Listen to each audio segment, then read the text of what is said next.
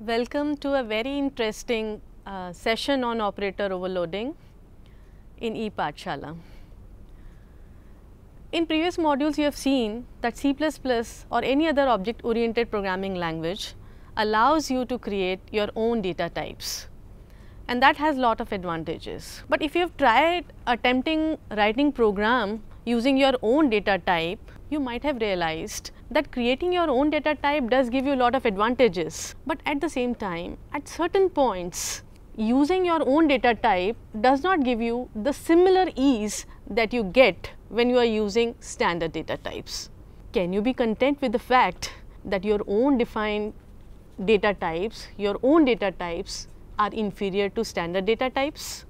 You should not be, and you don't need to be, because C++, by means of providing operator overloading, allows you to modify your class to make the use of a user defined data type with the similar ease with which you use your standard data type. So today we are going to discuss about operator overloading. By end of this session, you will be able to understand what is operator overloading, why operator overloading. Also, by end of this session, you will be able to overload various operators for your class.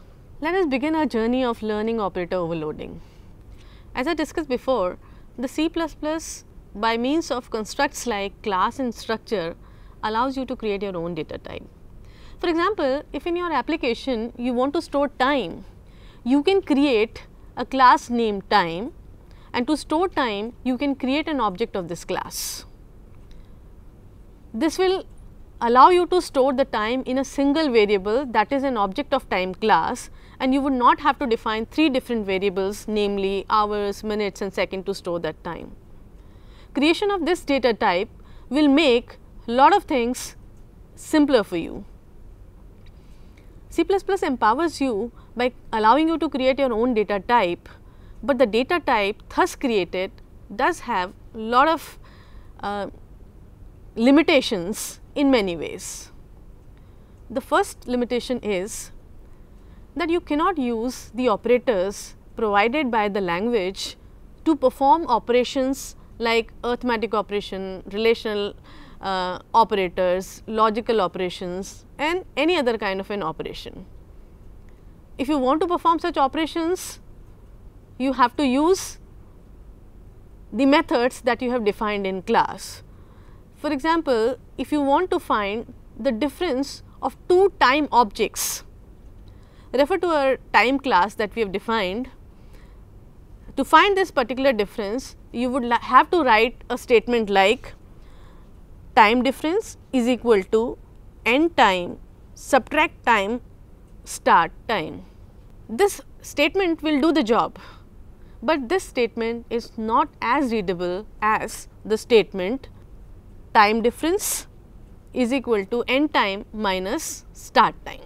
The second limitation is that we are able to read and write standard data type using objects cin and cout, but we cannot read the objects of our class in the similar fashion. For example, if you want to read 2 integer variables x and a real variable y, you can read them as cin x, cin y. But if you want to read an object of time class, let us say we have defined object of time class as now, we will not be able to read this particular object as cin now, and we will not be able to display this object as cout now. The third limitation is that implicit type conversion is not provided for user defined data types. For example, if you want to assign an integer variable to a time object, the C++ will not allow you to do that, as in C++ the implicit conversion of integer from time class is not defined. So, due to all those things, we are not able to use our own defined data type with as much ease as we are able to use standard data types. But as we said before, C++ allows you to overload these operators, and with little more work we can modify our time class to make all of these things work for us. the first two things, the first two limitations, that is allowing an operator to be used for our own data type and reading or writing the object of our own data type using cin and cout, can be done by appropriately overloading operators, which is the topic of this module and the next module. And the third limitation can be overcome by defining appropriate constructors and conversion functions that we will discuss in later module. Now, let us see that how to overload operator. We can overload binary operator as well as we can also overload unary operators. First, let us see how to overload binary operator. Now, if we want to find the difference of two time objects, it is possible for us to overload minus operator. Now, how do we, what is meant by overloading minus operator? Operator overloading means overloading an operator with an additional task. For example, the minus operator has a few tasks already defined for this, like the task of finding the difference of two integers, the task of finding the difference of two real values has already been defined for minus operator. It is possible for us to define yet another task of finding the difference of two time objects. Now, this process of overloading the operator with yet another task is called operator overloading. So, let us see that how to overload these operators. For overloading a binary operator or unary operator, we can use special function, this we call as operator function. We will see the syntax of overloading a binary operator and unary operator one by one. We will begin with understanding how to overload a binary operator. The syntax for overloading binary operator is as follows: return type, then the keyword operator, which is followed by the operator to be overloaded, and one argument. This argument is the second operand of the binary operator. Now, this overloaded function is going to be the member of the time class, and we know that the member function of any class requires an object for its invocation. So, now in case of binary operator, we have two operands. Here we have two operands, end time and the start time. End time is the first operand and start time is the second operand. Now, this overloaded function is the member function of the time class. It needs an object to be object for its invocation. In our case, the end time is the object which will be invoking that overloaded function, and the second operand, that is start time, will be passed as an argument.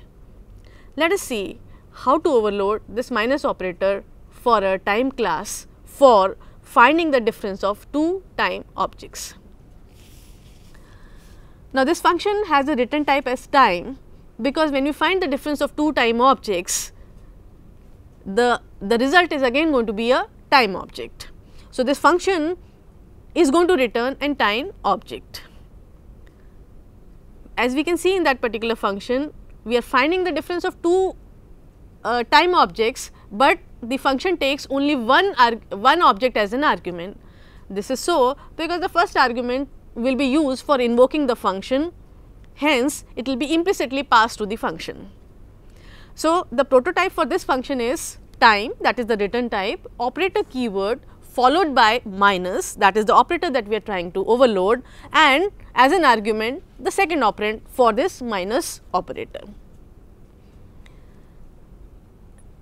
This will finally compute the difference between the invoking object and the object that we have passed as an argument, and will return the object that would be the difference of these two objects. Once we add this function to our class, we will be able to write a statement like time difference is equal to end time minus start time. Now, when we are able to use this operator to perform the difference, our code will be significantly simplified. It is not that we can overload this operator only for finding the difference of two time objects. It is also possible for us to overload this operator to find the difference of time object with some predefined standard data type. For example, let us say if we want to compute something like time difference is equal to current time minus 5, we can overload this minus operator yet again. This time this will be overloaded to find the difference of a time object and an integer variable. If we want to do so, we will have to define another function. The prototype of this function will be, again when we want to find the difference between a time object and an integer variable, the result is going to be a time object. So, the return type for this function also will be a time object. The first operand, that is the time object, will be the object which will invoke this overloaded function, and the second operand, that is the integer, will be passed as an argument. So, the syntax goes like time, operator keyword followed by the minus operator that we are trying to overload, and one integer value as an argument. Once we add this function to our class, we will be able to write a statement like time difference is equal to current time minus 5. In this case, current time will be the object which will invoke the overloaded function, and 5 will be passed as an argument. This function will find the difference of time and 5 and will return the resultant time as a return type. Let us see few more operators that we can meaningfully overload for our class. Few more binary operators which we can meaningfully overload for a time class. It makes sense to compare time objects.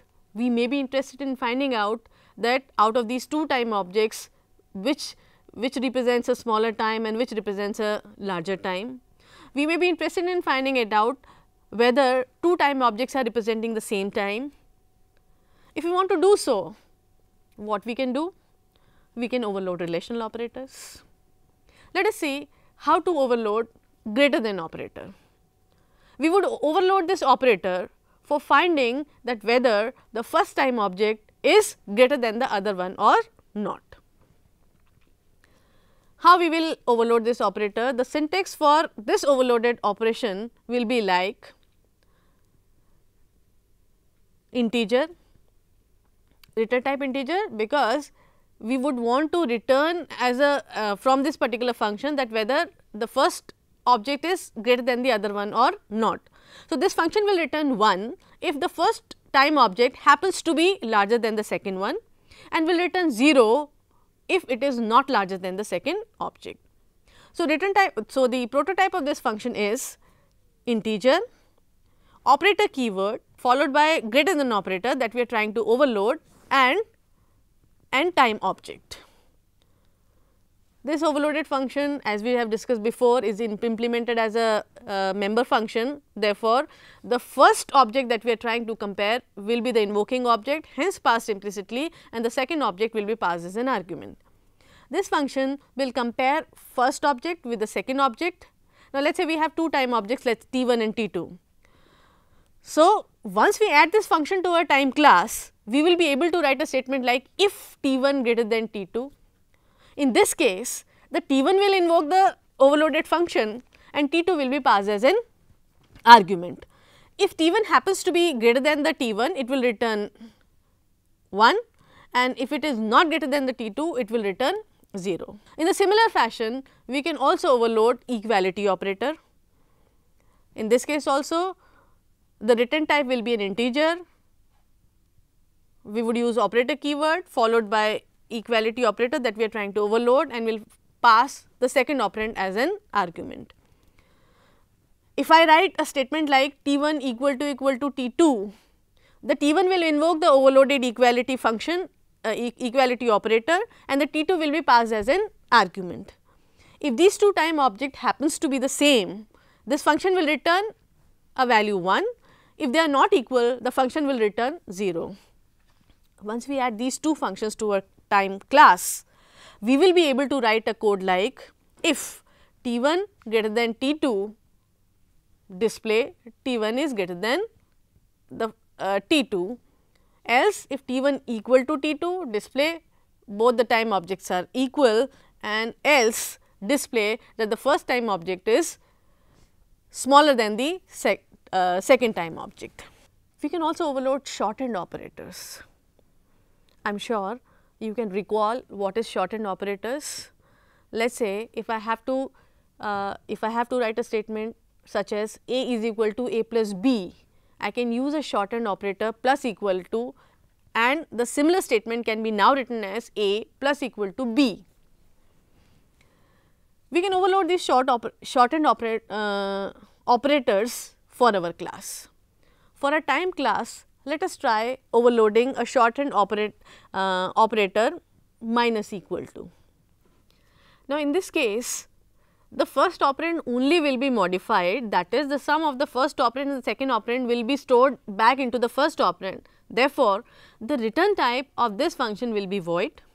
So, the prototype will go like this: void keyword operator followed by the shortened operator that we are trying to overload minus equal to, and as an argument one time object. Once we, and this function will compute the difference of first time object and the second time object, and the first time object will be updated with the difference of these two time objects. Once we add this function to our time class, we will be able to write a statement like this: time t1, if we have two objects of time class t1 and t2, we will be able to write a statement like t1 minus equal to t2. It will be interesting to see that some of the operators like array subscript operator, function call operator, comma operator, how these operators can also be overloaded meaningfully for our classes. Let us try to see that how we can overload array subscript operator meaningfully for a time class. Have a look at the overloaded function whose return type is int, and we are overloading operator followed by the array subscript operator, and as an argument a character variable. Now, this function when overloaded will allow you to get hours, minutes or second depending on what character you pass as a subscript, which means if you pass h as a subscript, then the hours of the time object will be returned. If you pass a character m, then the minute stored in the time object will be returned, and if you pass a character s, then the seconds in the time object will be returned. Let us have a look how to use this particular function. Let us say if you have a time object defined as t1, we can call this particular function as cout. T1 second is T1 as within the subscript s, character s. Now, this will return seconds in the time object and that will be displayed. Similarly, to display the minutes, we will say T1 within subscript we will pass the character m, and to display the hours stored in object T1 we will pass character h. This will return an hours stored in T1 and that will be printed. If we find that even function call operator can be meaningfully used for a class, we can try overloading that operator as well. We may not find this particular operator suitable for time class, but there can be a user defined data type wherein this operator can meaningfully be overloaded. Let us try overloading function call operator with a class matrix which we can define to store or represent a matrix. For such a class, this operator can be meaningfully overloaded. Let us have a look at the class. If we define a class matrix which has two data members, one a two dimensional array of dimension 20 by 20 and two integer variables row and column. We can have other relevant functions into this class like constructors and the function for reading and writing. That is not the the point of focus here, we can just see that how we can overload this function call operator for this class. Have a look at the function that we have overloaded in matrix class. It is int operator followed by function call operator having two integer arguments r and c. This function will return the element stored in the matrix as at rth row and cth column. Once this function is added to a matrix class, we can use this operator on the object of matrix class as follows. Let us say if we define an object M of matrix class to display an element stored at the 4th row and the 5th column in the matrix M, we can you call this particular function as follows: cout M45. Now, in this case M is the invoking object which will invoke this overloaded function, and 4 and 5 will be passed in as an argument. This function will return the element stored at the 4th column and the 5th column. An object on which we invoke this function call operator is also called function object. Let us see, we just discussed that discuss few examples of overloading binary operators. We can also overload unary operators. Unary operators are the operators which take a single argument or which operate on a single argument. Binary operators operate on two arguments and a unary operator operates on a single argument. It is possible for us to overload unary operators as well. I am sure you are able to recall the unary operators C++ provide us, the most popular ones being increment operator and the decrement operator. Increment operator specified as ++ increments a integer variable by 1. If we find suitable, we may try overloading this operator also for our class. Let us go back to our time class and see that how we can overload this increment operator for our time class.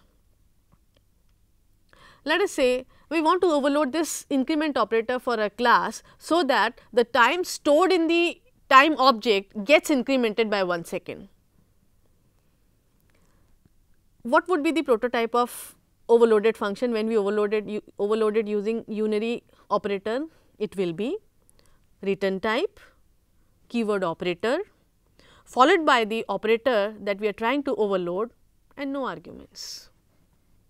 Why no arguments?